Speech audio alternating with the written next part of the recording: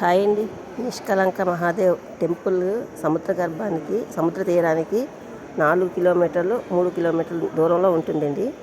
ఇది పాండవులు కురుక్షేత్రం తర్వాత కృష్ణుడిని పరిహారార్థం అడిగితే అప్పుడు నల్లని జెండా ఇచ్చారంటండి. ఆ నల్లని గోవు జెండా ఎక్కడి వరకు వెళ్ళి తెల్లగా మారుతాయో ఆ ప్రదేశంలో తపస్సు చేసి మోక్షాన్ని పొందమని చెప్పారంట.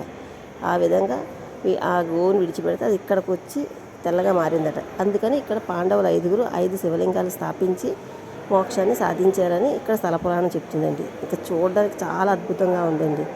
సముద్రం 3 కిలోమీటర్లు వెనక్కి వెళ్ళిపోతుందండి. 1 గంట నుంచి మళ్ళీ మొన్నాడు ఉదయం 6 గంటల వరకు, మధ్యాహ్నం 1 గంట నుంచి ఆ తర్వాత మళ్ళీ అలాగా 1 గంట తర్వాత మళ్ళీ ముందుకు వస్తుంది. ఆ టైంలో ఉదయం 6 నుంచి 1 గంట వరకే అక్కడ మనం వెళ్ళి దర్శనం చేసుకొని చూడడానికి చాలా అడ్వెంచర్గా అనిపించింది. చాలా చాలా బాగుందండి. సముద్ర తీరం వెనక్కి వెళ్ళిపోయి ప్రతిరోజు మళ్ళీ ముందుకు వస్తుందంట. చాలా అద్భుతంగా అనిపించిందండి.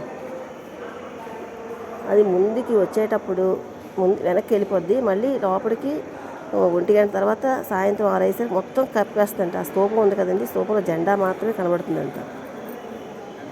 మిగతాదంతా కవర్ అయిపోద్దంట. ఎంతో అడ్వెంచర్గా అనిపించిందండి. ఇదంతా భగవంతుని లీల కాకపోతే ఇంకేంటండి. చాలా చాలా ఎంజాయ్ చేసామండి. గుజరాత్ వెళ్ళామండి. ద్వారకా దర్శనం చేసుకున్నాం. ఆ తర్వాత సోమనాథ్ టెంపుల్కి నాగేశ్వరం వెళ్ళాము.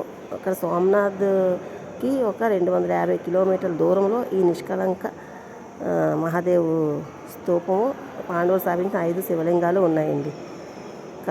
వాళ్ళ కలంకాలని తొలగించుకోవడానికి స్థాపించారు కనుక దీనికి నిష్కలంక మహాదేవ్ అని పేరు వచ్చిందండి. చాలా బాగుందండి. చాలా చాలా అద్భుతంగా ఉంది.